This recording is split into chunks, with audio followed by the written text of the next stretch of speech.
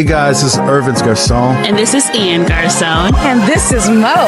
And we're hosting an event called Let's Talk Mo About Love. On Saturday, May 9th, we want you to join us here at the Embassy Suites in Piscataway, New Jersey from 11 to 4 for an amazing time talking about love and relationships. Listen, Love Talks with the Garcon in conjunction with Mo Creative. We are joining forces to bring you this event that you do not want to miss.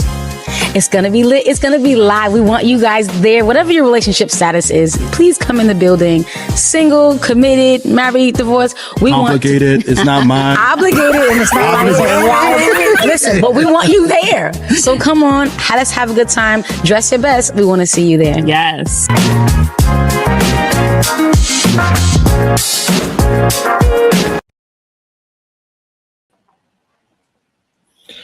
Good evening, everybody. Good evening. Hey, y'all. Or good morning if you're watching a playback. Good afternoon. Bon après-midi. Bonjour, soirée. Et bonjour. Bonjour. We're going to welcome you guys to another edition of Love Talks with the Garcons.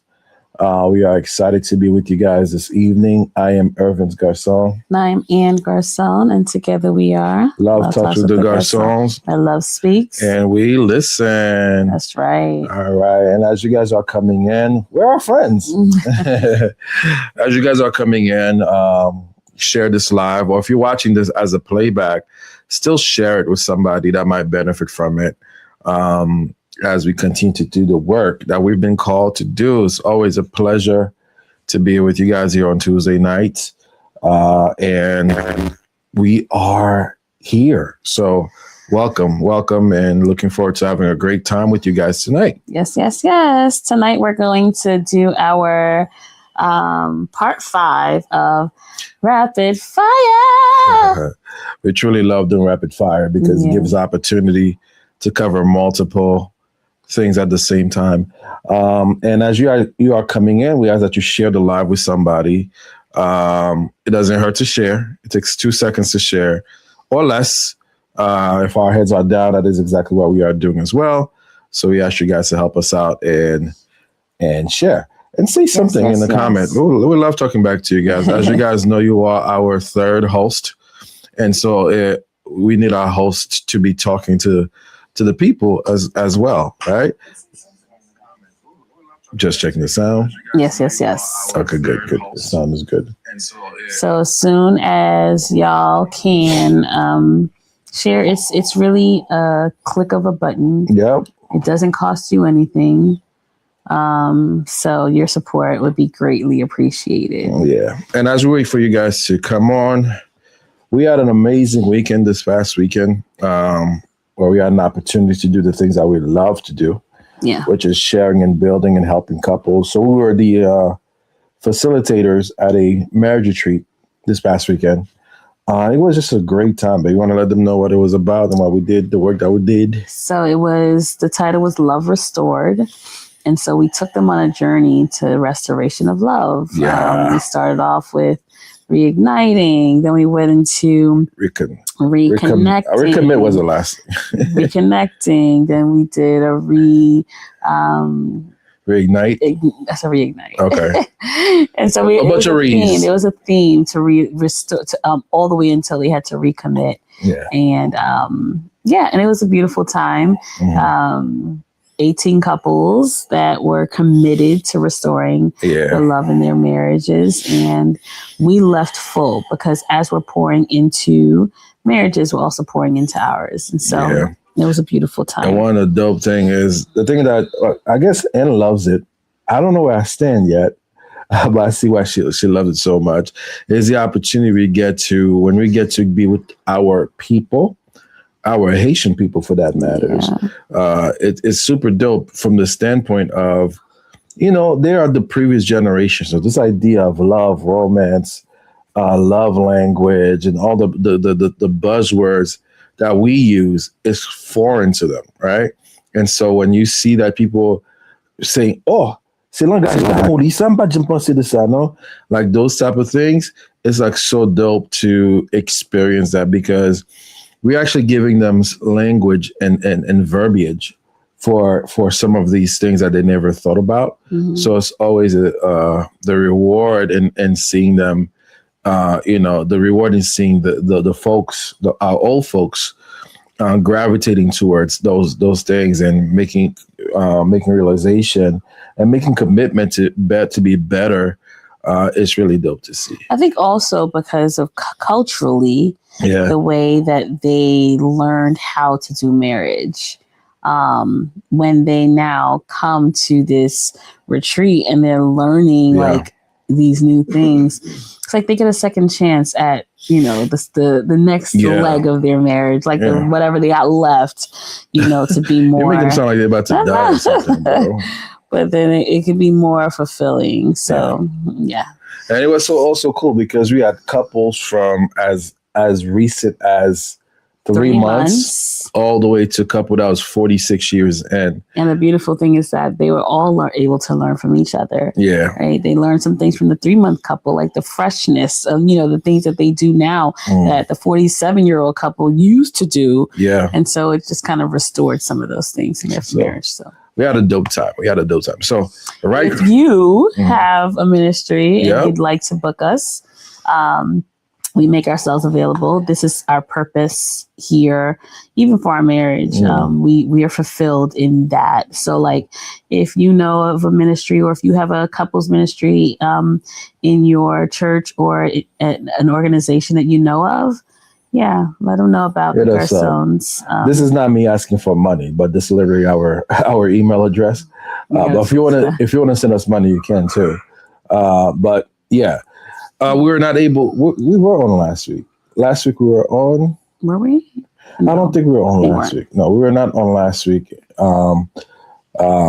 As we were getting ready for this retreat, so that took a lot of our time. So we had to do some final preparation, and we miss you guys, and hopefully you miss us too.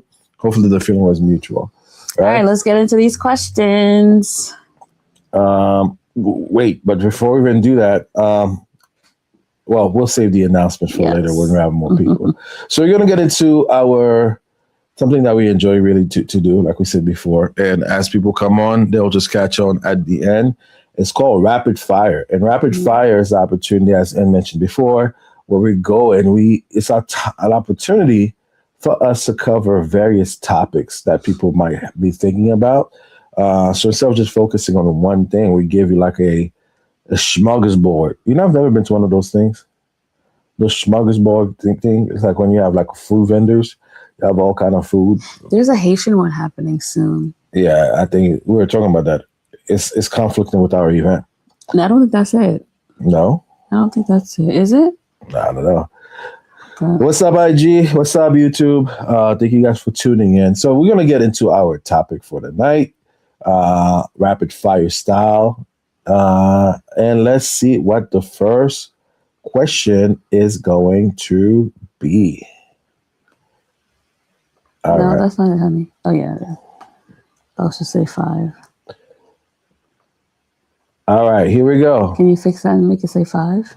Can I? I don't know. No. You can't? Not letting me. All right, so that should say 5, guys. It's just rapid fire part 5. It's our 5th one. All right, here we go. Question number 1 on rapid fire. My sister-in-law be singing that part with me. Can love alone sustain a relationship? Can love alone sustain a relationship? What do you guys think? We'll give our input. So, and you're going to have to go first because I'm going to be writing the actual question in the banner comments here. First, still, sir. Huh? No, I don't. Oh. Can love alone sustain a relationship? I don't think love alone is enough because you can love someone and they're not right for you. Mm-hmm. You also can have love, but are oblivious to like reality. Mm. And so you ignore some of the signs that are saying, hey, this is not okay. And then love is what you're kind of banking on. You know what I mean? And I would say, the word does say God is love. And so, but if you're looking, and what is love? And when you say can love sustain and relate, what is your definition of love in your relationship? When they say, if you look at the love chapter, love is patient, love is kind, does not envy. If you can't put can you put that other person's name in it? Because I know it does, it's supposed to be about God, but they say it's like a comparison to show if your love is really sustainable. So I don't think love alone. I think you took it deeper, way too deep, much deeper than you needed to, because the answer is simply no. Oh, but only from the standpoint of love is not enough, because you need to also put in work, right? You can't just tell a person, I love you, and that's it. Mm-hmm. What comes with that love? You know what I'm saying? Are you working on yourself? Are you working on the relationship? Are you working to get better in communication?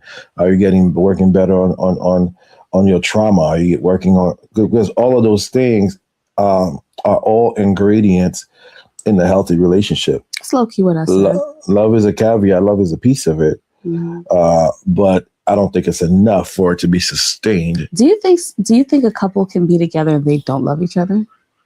That's an arranged marriage. Yeah, this happened. Marriage in arranged relationship, arranged marriages has happened. Yeah. And so the answer will be yes. The answer will be yes. All right. Next question on this sick time. You know what it is? I think we need a producer to do this thing. We're gonna be employing our kids. We're the producer. We're the editors. We're doing everything at the same time. Are you sharing it though? Yeah, not yet. And so here we go. The next question on rapid fire is rapid fire.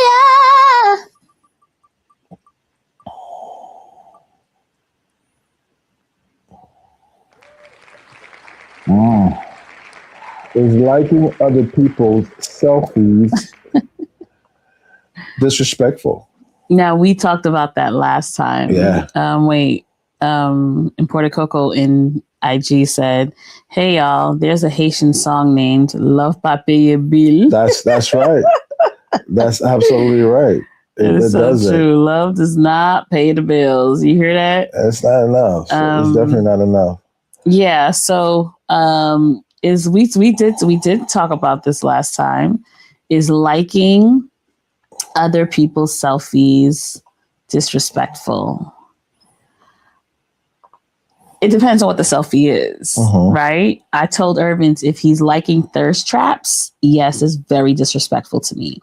It's really cringy when I see names of married men liking or hearting or googly eyes over a woman's post that is, or put a fire emoji that is not their wife.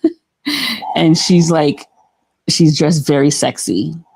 Yes, she looks good, but who cares? You are not supposed to acknowledge that, especially in public.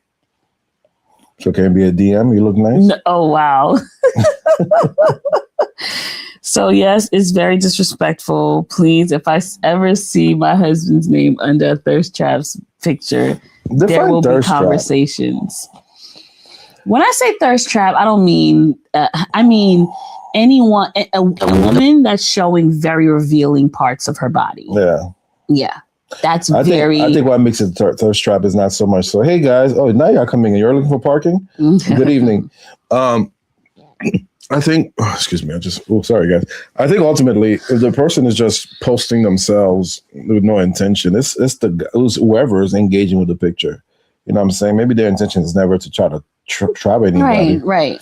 Like if she, like, definitely for their birthdays, like they be coming out, they be going in, right? Mm-hmm. But like, if it's too revealing, just refrain. Even if it's a friend of ours, you know what I'm saying? Like, I think there's certain, because, I don't know. I just say no. I think it's disrespectful to me. Yeah. And I think you know that. You wouldn't do that. Yeah, I wouldn't do that. Can you tell us, Tosh? Because it looks weird. I be seeing some of my guys. I be seeing some of my guys' friends. Some pastors too. And it's like, how did you do? Like, how do you even? You know what happened though when that Facebook reposting first got introduced? Mm-hmm. That people were getting trapped. That little thing that's on the bottom, not Facebook, Instagram. Yeah. Where if you just repost somebody's post without doing much. I reposted something. Well, something political actually. I didn't really want to repost. I'm like, dang, how do I remove this thing? So I see some people getting trapped with that one too. So listen, just don't do it. Just don't do it because it might be disrespectful to your person. People might look at you weird. So I would say just don't do it. Right. All right. So tonight, guys, if you're just coming in, we are doing rapid fire, just a series of questions that we have saved that people have asked us that we never got to do as full topics. So from time to time we go on those, and that is what we do for the actual live. And the cool thing about it is this is like a little aperçu about May 9th. So by now you must have heard about us about May 9th. We'll tell you more about that. But some of these topics will come up in the live version of what the show I'd like to do. Next question on rapid fire. What we got?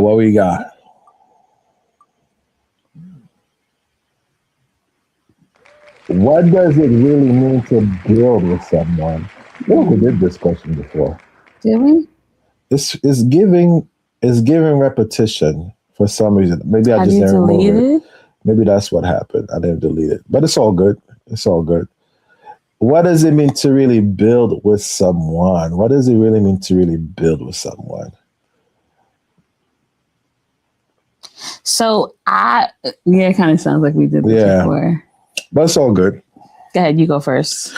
To build with someone is to have vision together, and the building could be actually one-sided, right? So, for example, Ann and I, we are building together. Mm-hmm. We are building together our businesses, our collective ventures that we are doing, but it could be a situation where I'm doing something and she's supporting me, or vice versa, where it's not necessarily a joint project, but if you're in a relationship or you're in a marriage, especially in a marriage, it's definitely a joint project. Right. So even though if it's a one-sided thing, you are supposed to be supporting the person that you're with, be their cheerleader, and things of that nature.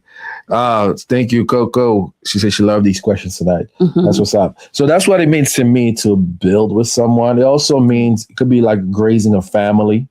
It could also mean raising your status, moving on up to the east side, to a deluxe apartment in the sky. Y'all know what that song is. It's just also leaving legacy. It's also leaving, a footprint for your children to follow. So to me, that's what it means to build with someone. I think it also means being on the same page.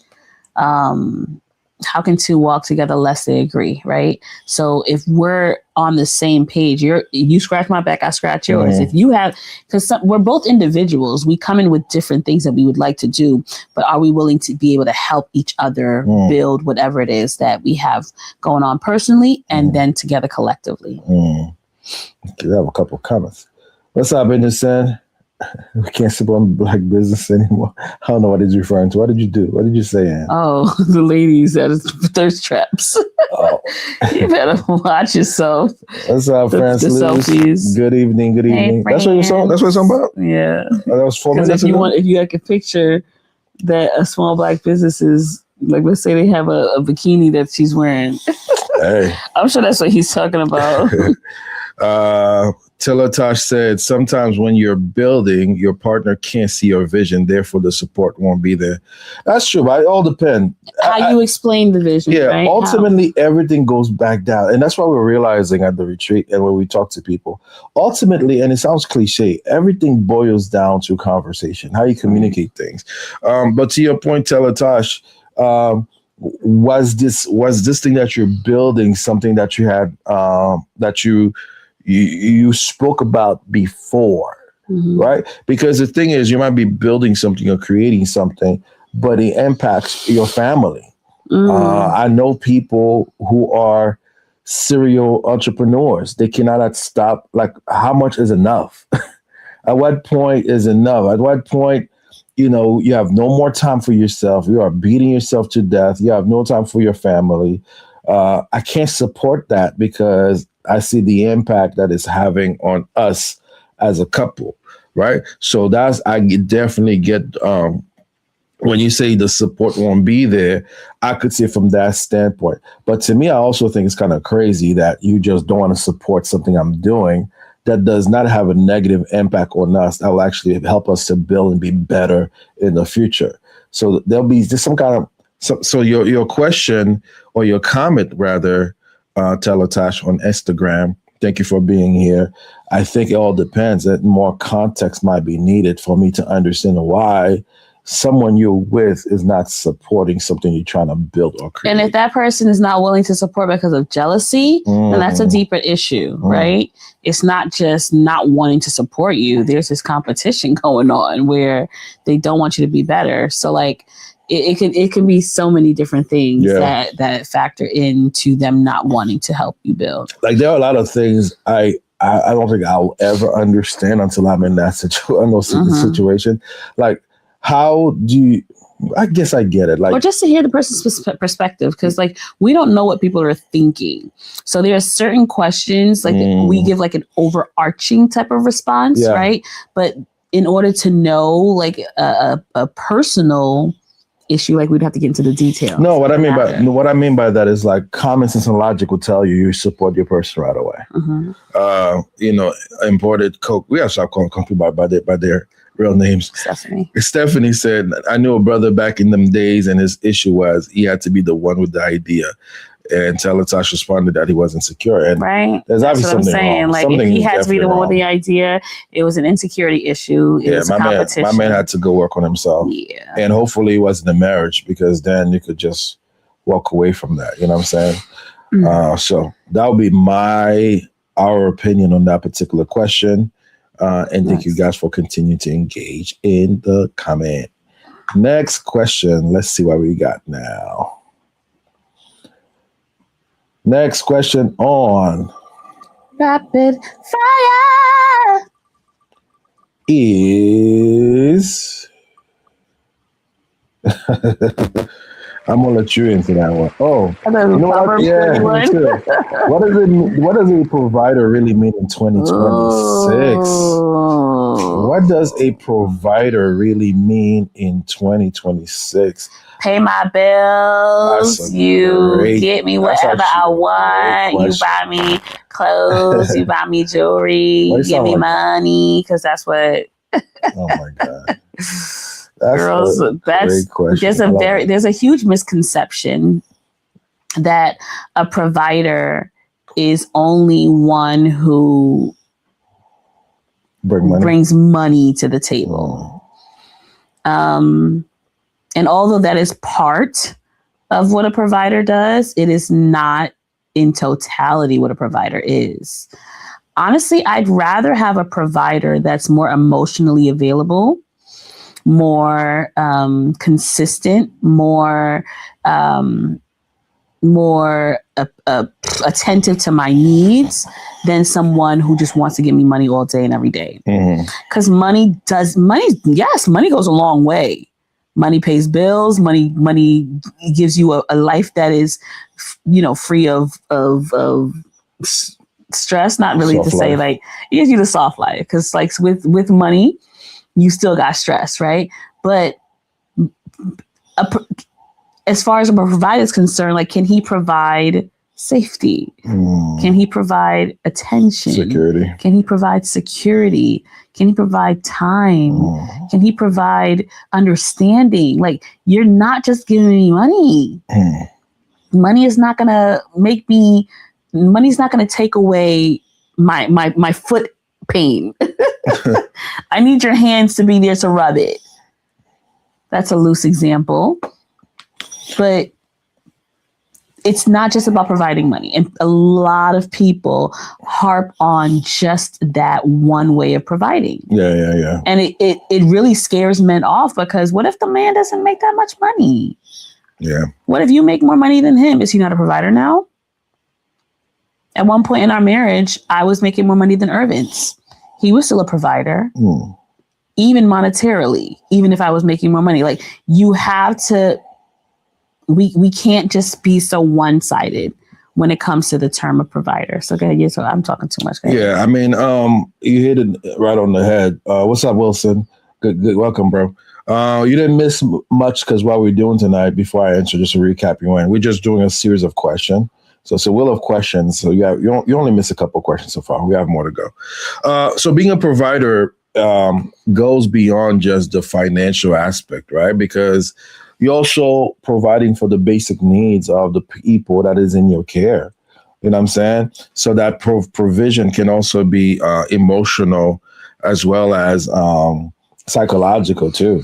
So are you providing the emotional safety, the kind of space that the person, I mean, I don't want to be too buzzy or too buzzwords because we know it's okay to use the buzzwords. Yeah, but we know by definition it's somebody that provides. But then again, in the example that Ann gave, if it's supposed to be the man that does it, the man might not have a job, and then the woman is the one that has a job. It doesn't mean that he's sitting behind on his behind and not looking for work, but he might be doing other things. He might be doing that, taking care of the family while they look for employment and things of that nature. But he's still providing a space for his family. He's providing safety. He's providing the care that they need, right? Because sometimes I might be able to give you the money and the finance as a husband, but I'm not providing you love. Mm-hmm. I'm not providing to you any kind of affection whatsoever. You're so empty. There are so many celebrities who were rich and committed suicide, which shows you that money is not the solution to everything. Yeah. You know what I mean? So there's a void. And so, yeah. So Stephanie said, it's so funny because the ones who make the most noise about the provider aren't even married. That's right. Taj said, a provider is a leader, brings peace and stability. I dated a millionaire and he was the worst. This is before my husband. Girl, you should have milked him for his money. Okay. Should have milked that dude for his money. Listen, money is not everything, y'all. Money is not everything. Yes, money can do a lot, but it's not everything. So in 2026, if you're being specific, in 2026, being a provider is pretty much, I want to say all encompassing, but it does entail so many different things, right? And so super important. And as I said, the idea that men have been reduced to just being a provider and protector is so limiting. When people say provider, exactly, bro. They always refer to money. So in 2026, we have to go beyond just that. And I think because of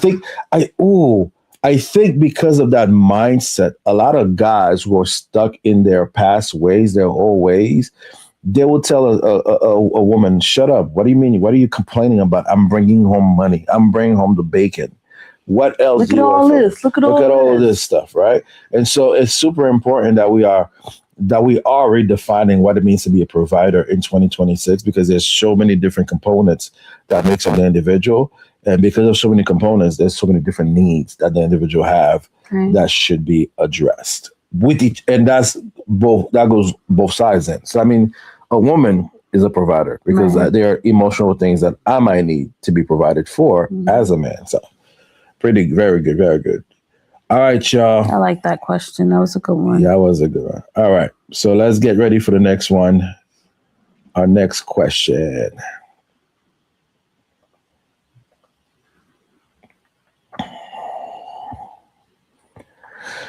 Here's our next question on Rapid Fire. How annoyed are you to have to keep saying that?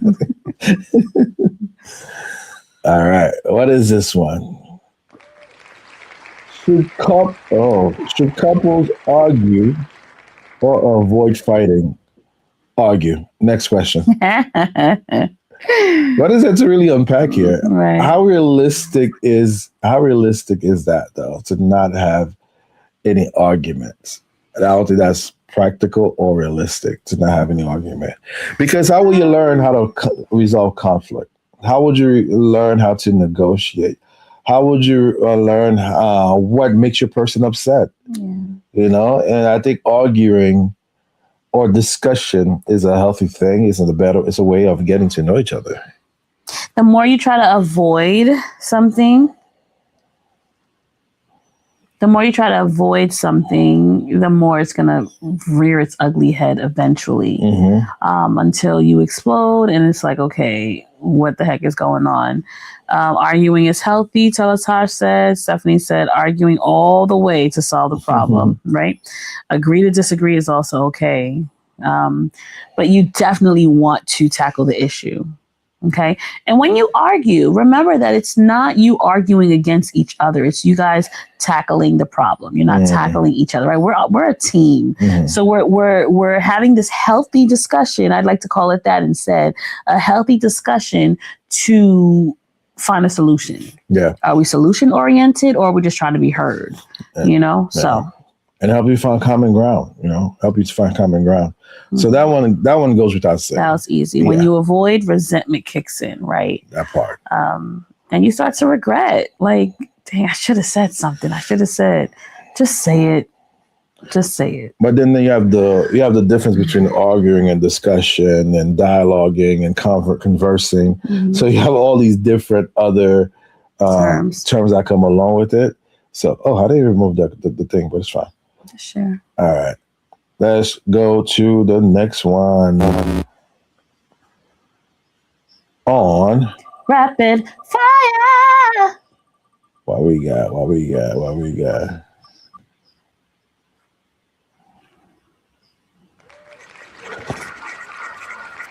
Is it possible to recover from growing apart? Heck yeah. That's why, listen, we just did the Love Restored retreat and we really showed practical ways that couples can move from being complacent to restoring what once was.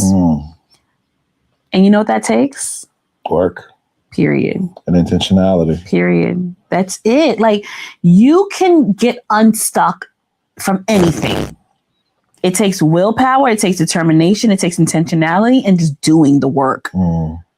So yes, a couple can grow. They can recover from growing apart. Sometimes it's really about remembering, like, why did I fall in love with this man in the first place? Maybe we got to literally take out the wedding DVD. DVD, bro. Maybe we got to take out the wedding DVD. Maybe we have to take out the wedding photo album and go through the pictures. Maybe we have to look through old, memories and just reminisce and go back to where it first started. Because when life happens, it's not like you have amnesia, but you legit forget. Because trauma can cause you to just really focus on the issue rather than the beauty. So I say yes. I don't fully agree. Okay. I don't fully agree only because from the standpoint of, if you have an issue with your person over the course of your relationship or your marriage, unfortunately, and it's never addressed, and you've grown apart, and the person that have checked out, we've witnessed this before, the person has checked out because of whatever reason, because of stubbornness, they might not recover from it. But it's possible. It's possible. So the question is it possible? Yeah. Anything is possible. But yeah, we have I can't just go and jump off the roof right now and fly. I'll die or I'll break a bone. But then that's not realistic. So that was a horrible example. I'm just saying. But anything is possible. Like, if you really want it, if you really don't want it, then you're not going to work for it. But if you do, then you will. I think the cause of the growing apart might play a very big role, because let's say for example, it was infidelity that caused them to grow apart because they would never be able to recover. They haven't recovered from it. So yeah, but there are people who have grown from infidelity. I think the question is too blanket. It's very broad in the way it's being asked. It's yes or no. Yes or no. What's your answer? Are circumstances. Is it possible to recover from growing apart? Yes or no? Possibly. Yes or no? Possibly. Honey. Yes. That's it. But no, depending on the situation. So the answer is yes. Those of you who think somebody said, you cannot bully me into an answer. Look, somebody, yes, I was trying to say yes with prayer. Somebody said, yeah, it is possible. They can't bully Anything me is possible. All things are possible through Christ. Like if you are willing to do something about it, then it's possible. It is. You're right. I just want to be. You don't like when I'm right. I want to be counter. I want to be counter for a little bit. This should say rapid fire part 5, guys. It shouldn't say part 4. Not sure why that's saying that. I don't think that people care about that. I'm just saying. Let's go. Wait, let me first move this thing here. Sorry, y'all. Before I spin, I gotta take this down. Hide this. Okay. Here we go. Rapid fire.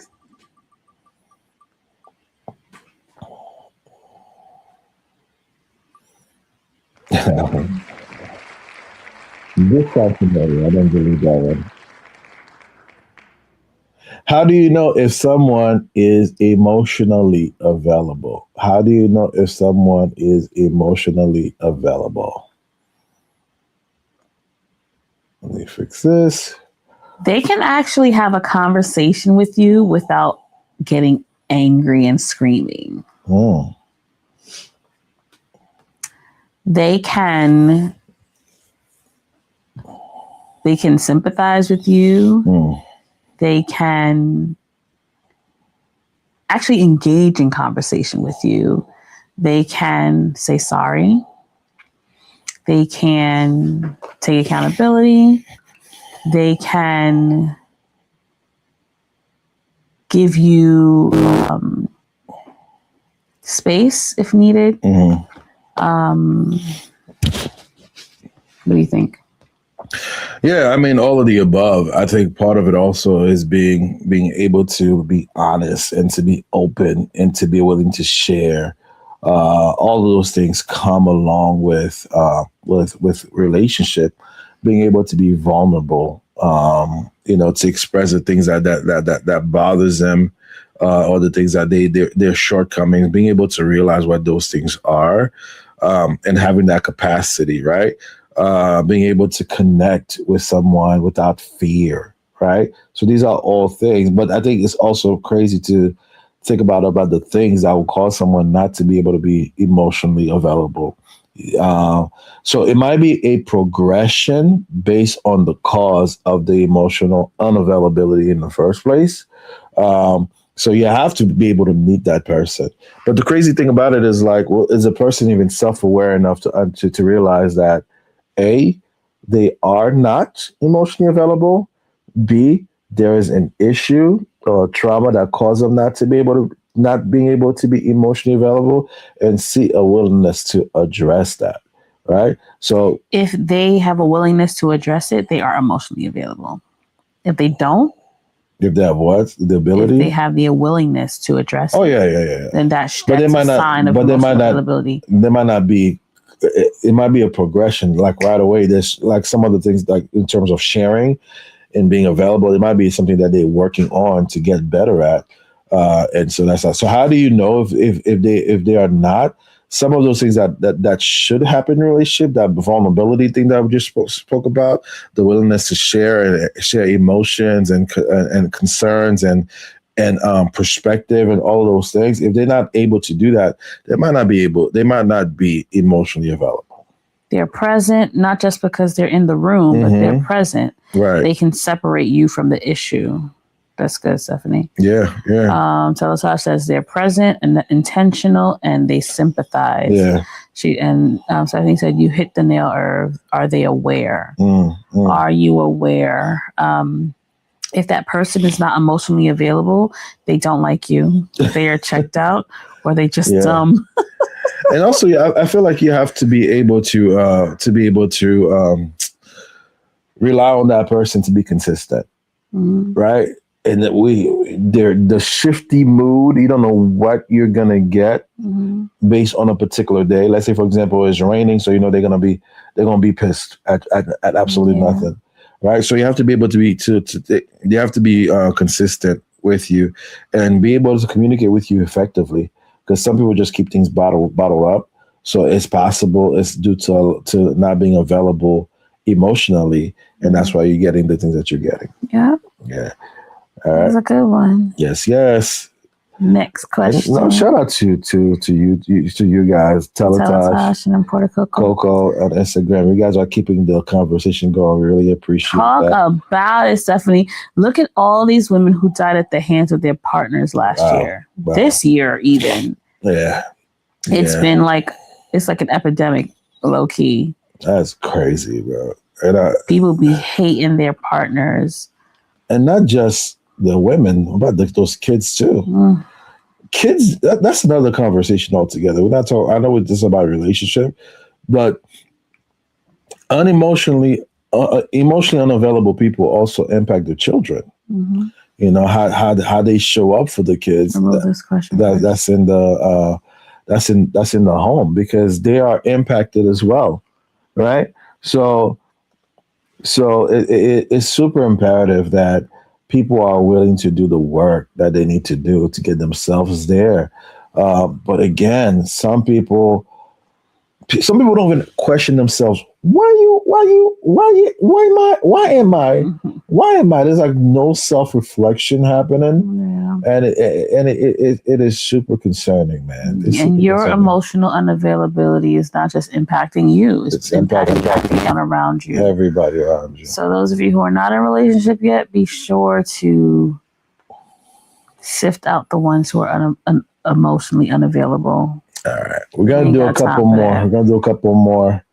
Next question is rapid fire. I knew this question was coming.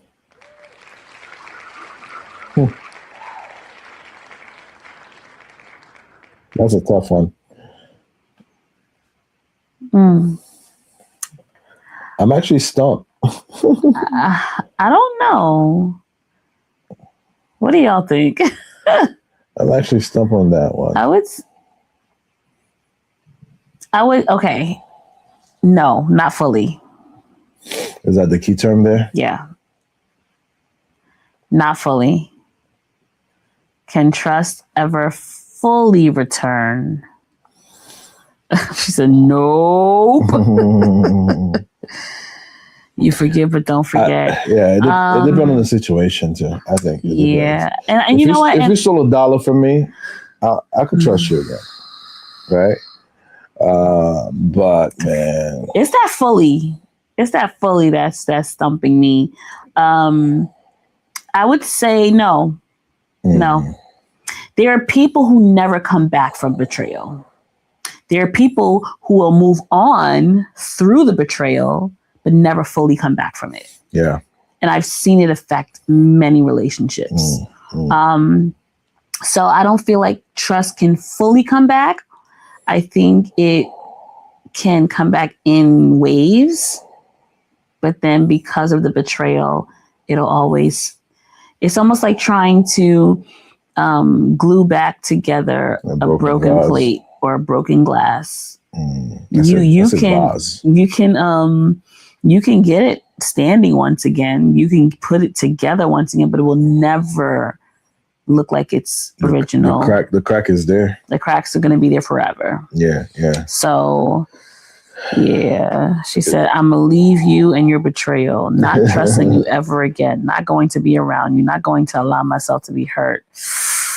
Now, does it mean that you cannot continue the relationship? That's even a tougher question, because if you cannot trust the person, can you really be with someone you don't fully trust? But then I also feel like it's the level of betrayal as well, right? That determines how much trust is given back.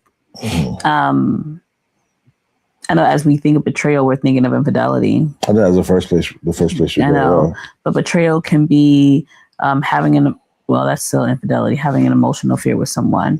That betrayal can be you stealing my money, or hiding money. A betrayal can be you making a decision behind my back that didn't include me. Yeah, or you turn from something that you said you were gonna be or do. Some people feel betrayed because you said you were gonna be this for me and you're not that for me, right? If that makes sense, you're gonna be the person that helped me out, but you don't help me. So that's mild to some people don't trust their partner's word, which have nothing to do with infidelity, but it's being about their inconsistency. Yeah, going back to the emotional available question. Some people is just you are not consistent. You're not a person of your word. You say you're gonna do something, but you don't really do it. So that's also a sign of betrayal. So we don't just think it's infidelity, which is a big one, but some people just don't trust their partner because their partners don't come through on what they promise that they're gonna do. GM Prime said it will take a lot of counseling and therapy, but it will take time. A lot of work, and that's if you're willing to do the work. But if you're not, some people will hold it against their partner forever. They never hear the end of it. Here we thought Tina Campbell had it down. Tina Campbell and her husband, whatever his name, Campbell. Teddy Campbell. She said, nope, not continuing because I'll be living scared of you. Financial infidelity, sexual infidelity, broken word, whoosh. That's why I pray for my husband a lot because, baby, if he hurts me or break my heart, I'm out. Crazy. Yeah, y'all. I get it. All right, let's go to the next one. Let's lighten the load a little bit. Rapid. You got some heavy questions. You got some heavy questions. How do I get my passport? Oh my God.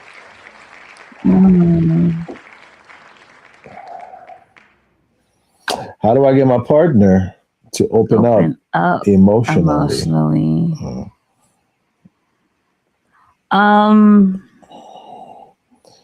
I think if it's on you, wait, okay, there it is.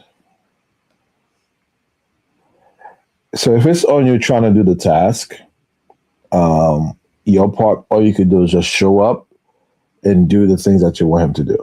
Give him an example of what that looks like, right? The example I always give to people is like my ability to say I'm sorry, still a work in progress after all these years, had to do with the fact that I learned from Anne about that because she's really good at letting down her pride.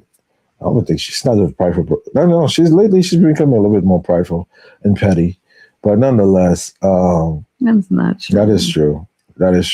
That is so true. But nonetheless, she was the thing. Sometimes you have to be the thing that you want your person to be, to give them an example of what that looks like, right? So we spoke about the person needing to work on their emotional unavailability, but we talk about you and how you can address it. I think to me that's what that question is talking about. So it starts with you being the example of what you want them to be. Number one. Number two, if you know of their trauma or the reason why they are the way they are, it's going to require you to be gracious, give them grace with the understanding of what is causing them to be where they are. Say be feminine. What if I'm a guy? I can't be feminine. I'm not going to be feminine. Because obviously we're thinking of the man. There's some women who are not emotionally available. And just like that couple we were talking about, it was the woman who couldn't say I love you, who could not be romantic. And the guy had to be an example of what it is that he wanted to see. So it's a real life example I just gave you guys. But it's also about communicating what you would like to see.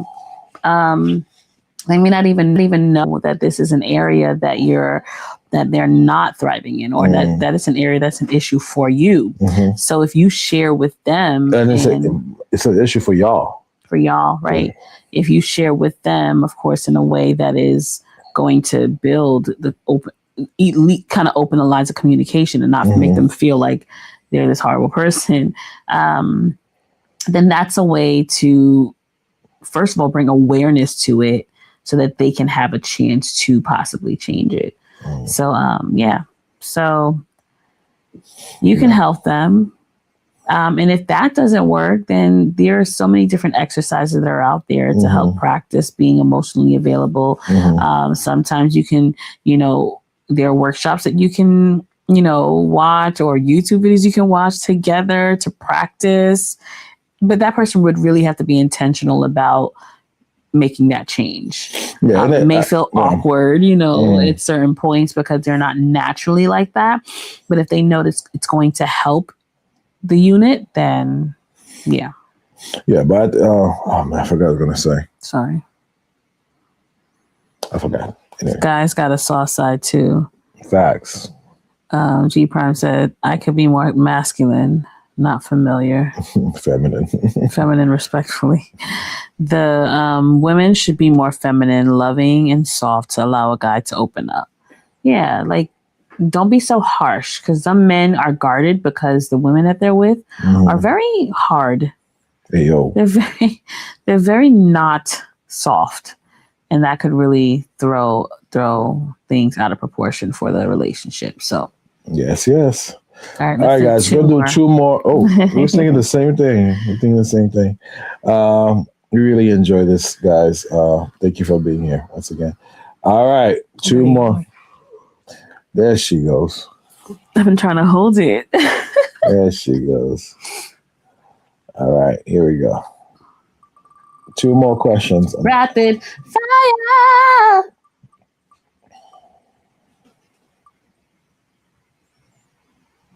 Is it good to go to the end? Yep. Who get this one? Yeah. Let's do another one. I say no, he says yes. What do y'all say? But it'd be a little more controversial.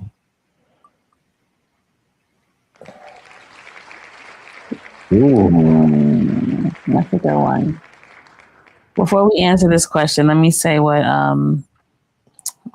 Stephanie said. She said, I find that women get harsh when the man they're with isn't very manly.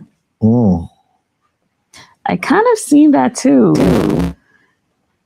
Cause like he's like a pushover. Right? She can like walk all over him, right? It's like, man up. How soon is too soon to talk about marriage? Tell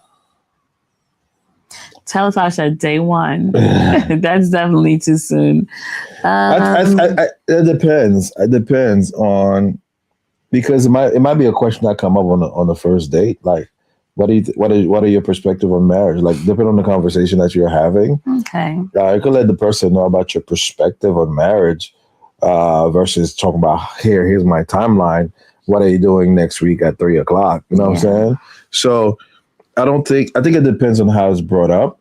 But if you know you're dating to marry and you're not dating to play around, I think it's worth having the conversation as soon as possible. So the person don't think that you're just there for that. But you don't want to sound for a good time. Yeah, but you don't want to sound too thirsty either. You scare the person away, because it depends on how is I feel like it's not the when, but it's the how. On how it is delivered, how the message and your expectation is delivered when it comes to marriage. I feel like that's a big topic on itself. I might do a video on that one. How soon is too soon? Or how then let's switch it up. How late is too late to talk about marriage? Wow. When you're married? If you hear the person talking about, I don't believe in the institution of marriage, right then and there, you take out, don't wait any longer.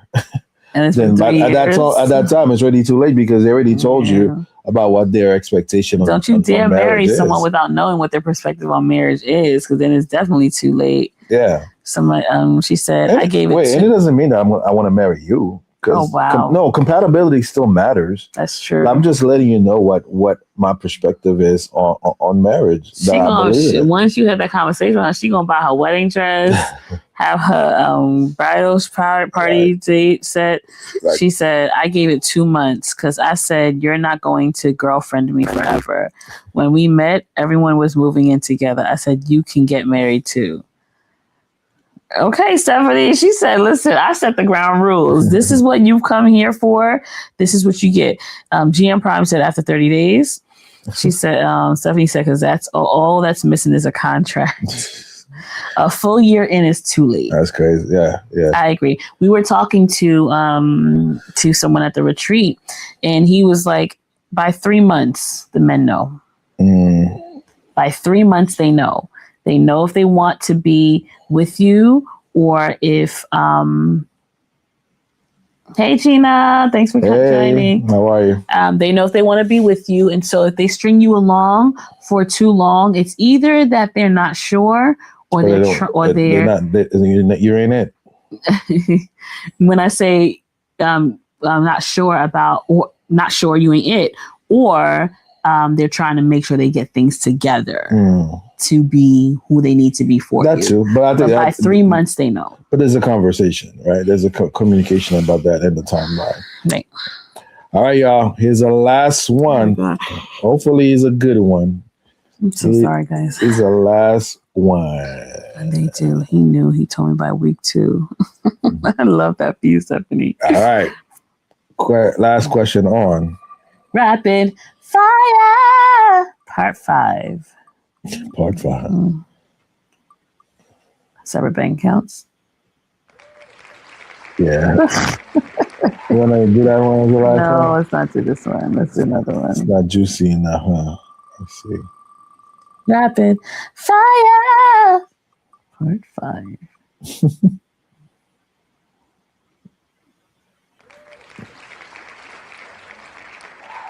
That's a good one. I like that one. All right. Let me bring. Some of these questions can be moved to May 9th, honestly. May 9th. Absolutely. You know what? The mistake I'm making right now is by removing them. No. Now we can go back and watch the video. Oh, bro, that's hard work, man. My goodness. All right. This question is pretty good. That's a good one. Oh, they already say yes. That's yes, a good one to yes. end off on. Y'all are, come on, guys. She said yes. Should you cut off someone after one red flag? The man to say no. I don't think one red flag is worth cutting off. Maybe they had a bad day. What if the red flag is a broken wrist? Okay, come on. Okay, so it depends on what the red flag is, right? If it's a broken wrist. There are some red flags that are possible because they had a bad day. Or they were just. So here's a red flag. You see him get, maybe not your face, but you see him get in some. You're on a date, for example, crazy hypothetical, or your first date is you're driving, and he just goes super angry on somebody who cut him off, and you're trying to assess this person in terms of how their issues with anger. If it's a man, then I'll give him another chance. If it's a girl, he's done. Or if he's barking at a girl? Okay. Right. Marie, it depends on the severity of the first red flag. The first red flag will let you know, okay, is this something that he normally does? Like, let's say you're at a date, right? And then, so like the waiter comes and the waiter gets your food wrong. And he goes off on the waiter. That's a red flag to me. Right. Because first of all, you don't know how to talk to people. But maybe you were having a bad day that day. And so I'll give you a chance. If we go out again and the same thing happens, 2 times is enough for me to determine that this is you. I think first date is kind of wild, though. What? On the first date, the first red flag and you cut it off. I think it'll depend on what it is.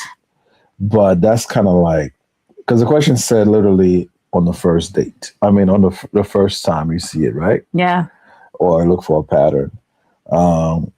If you're looking for a pattern, I'll say make sure you're doing that cautiously, so you don't find yourself trapped in a situation. She said, because what confirmation would you need? Once they tell you about themselves, believe them. Wow, Stephanie holds no grace. Listen, you mess up, period. I don't know. I'm on the fence on that one too. She said, all I know is I've never regretted cutting off anyone. You need to cut it. GM Prime said, a red flag for me is you touching my food before I prayed on it. What? Oh, Lord. If you don't treat service people well, à la poubelle. Seriously, like, if you don't treat, like, come on, they're making a living off of serving you. You treat them right. Guys, am I bad for starting off the service people at $2 in my head, and every time you come to me, I could add to it or take away from it? Or maybe not $2, a certain amount, and then we can go up or down based on service. You do say $2.15. Listen, I got standards, okay? But then there was a question, right? Where, when do you tell someone that you're not interested? How long do you string them along before you say that you're not interested? Somebody say it's bad that I start them off $2. No, well, what if the person is just really cool? There's some people. There's so many different ways to look at. That's the one thing I'm learning. There's not never really one answer to certain things. I might like you, that you're just a cool person. I enjoy our friendship, but it's nothing romantic. There's no romantic. When would you tell me that? Wow, that's a good question. At the same time, I don't want to hurt the person's feelings. I don't want to hurt your feelings. But do you know that you making me fall in love with you longer and then going to break my heart 3 months down the line is hurting my feelings even more? Well, then I guess got to pull that Band-Aid off. But we still want to be the person's friend. They really think you're mad cool. I really love hanging out. If we can't be lovers, then we can't be friends. Wow. You wouldn't want to be my friend if we weren't together anymore. I would. You wouldn't. Francis says, that's how people get lead on or string along. Right. That's how you lead people on. You have to. She said 215 is hilarious. It can go up and down. By the end of the night, it could be 2150. It just got to make me. Move the decimal point the right way. She says, "See, God saved me early and gave me a husband because He knew I don't have the patience." Somebody said, depends what they doing for you. Really, Teletosh? So if you buying every meal that we go out on, listen, I'm going to string you along until I can't eat no more. Cats be hungry. She said, you'll know, so don't waste people's time and let them find their people, right? Like, if you know that you're talking to someone and you don't feel anything happening, say it early. Like, just rip the Band-Aid off right away. Because if you take too long, that person can happen. They might fall in love with you, and like it'll be a huge heartbreak later on down the line. What is this question here? Marie said, be careful, or they might know where you live, and it could be psycho. Oh, Lord. Pastor Gersh, what's up, brother? Hey, Pastor Gersh. Shout out to you. We're just talking about your couples. Yes, how we enjoyed them. Well, you too. But yes. Yeah, don't waste people's time. Like, if you know that you don't see a future with someone, let them know. Right. Even if it's going to break their heart, at least you broke their heart and they can now mend it with somebody that likes them. Right? I don't like hurting people's feelings either. That's why the men that be in my DMs, I tell them, give me a second. I come back. Oh, please. All right, guys. Yes, the retreat was dopeism. What is it? I don't Doperisms? know. I don't know. But thank you for inviting us and having us as the guest speakers. So like we say, guys, if you have a church, a ministry in your church, a couples ministry, we love working with them. We love to pour into marriages and just build.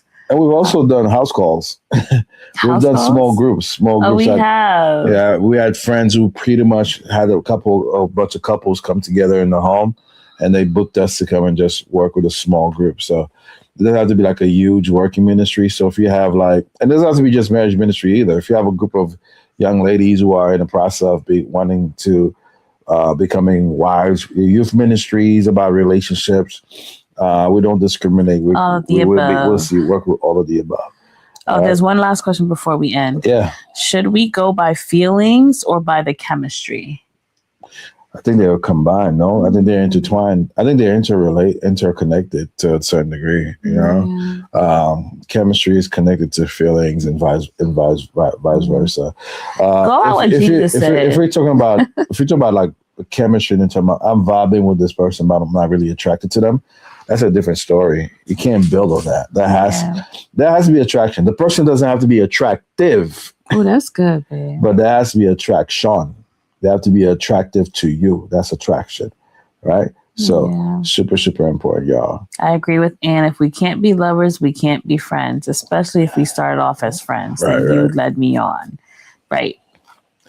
Don't even try to be my friend again. I'm sorry. Goodbye. Next. Thank you. All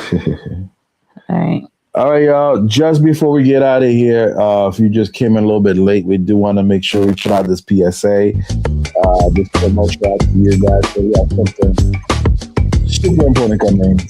Hey guys, this is Irvin's Garcon. And this is Ian Garcon. And this is Mo. And we're hosting an event called Let's Talk Mo About Love. On Saturday, May 9th, we want you to join us here at the Embassy Suites in Piscataway, New Jersey from 11 to 4 for an amazing time talking about love and relationships. Listen, Love Talks with the Garcon in conjunction with Mo Creative. We are joining forces to bring you this event that you do not want to miss. It's going to be lit. It's going to be live. We want you guys there. Whatever your relationship status is, please come in the building. Single, committed, married, divorced. Obligated. It's not mine. Obligated and it's not mine. Listen, but we want you there. So come on. Let's have a good time. Dress your best. We want to see you there. Yes. Yeah, guys, May 9th, you want to be in the building because we are taking this conversation into a space, into a room, and we're going to have a great time doing so. Yeah. Right? So we're going to have some, it's not just talking. I think somebody asked me that the other day. Is it just a conversation? No, it's going to be very interactive. It's very interactive. And allergies, worst Jersey, timing. we're coming to a city near you. In Jersey, we're coming to a city near you or coming to you? Why? See, that's the devil. That's the devil. A sneak attack when we're trying to push this event. But what was wrong when I said, Jersey, we're coming to a city near you? But you're going to Jersey, so it's like telling me. Jersey, we're coming. It's like me being in the house right now and say, hey, babe, I'm coming home. No, it's not. But anyway, make sure you pull up on us on May the 9th in Piscataway. It's only about an hour and 10 minutes from the city. We're going to have a great time. We're going to have some great conversation. And you can get your tickets at bit.ly/Let's Talk Mixer. We have the deadline to buy your tickets will be the 3rd, which is next Monday, Monday coming up? Is this Saturday? Is this Sunday? Yeah, get your tickets because we have to close things out. So make sure you get your ticket, and there's only a couple of spaces left. So make sure you get your tickets. And there are payment plans on Klarna. It's connected to Klarna. You could definitely break out the price on Klarna. Okay, it's gonna be an amazing time. A space for vulnerability, a space for conversation, a space for games, giveaways. And you name it, is going to be dope and an amazing, amazing brunch and menu. So make sure you are in the building. Don't miss out. Don't be that person who's going to see the pictures afterwards. Like, oh my God, it was so nice. Y'all always do that. So pull up. Fellas, I need you in the building, especially the guys. The guys try to stay away from these things, but we're going to have a good time. Make sure you dress up, look good. We're going to have a great time, all right? Yes. So until next time, we will see you guys, hopefully in person, and we'll catch you on the next one. Until then, deuces. Au revoir, deuces. Good night. Thank you for joining us. Thank you, Talasasha and Stephanie, for lighting up the comments. Yes. And GM Prime, you too. GM Prime and Anderson and everybody who commented. Bye, y'all. Good night.